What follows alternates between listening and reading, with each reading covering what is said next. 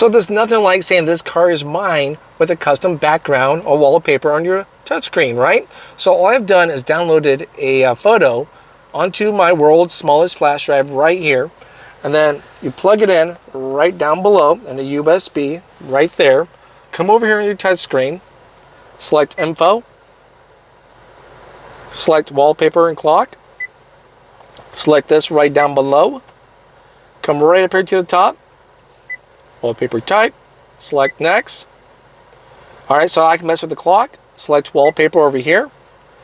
This is one's already kind of set up, but I want to add my own. Add New. There it is. My own wallpaper starting to import. There we go. Come down. Preview. I can see what it looks like. Then set. So now I'm all set for the wallpaper.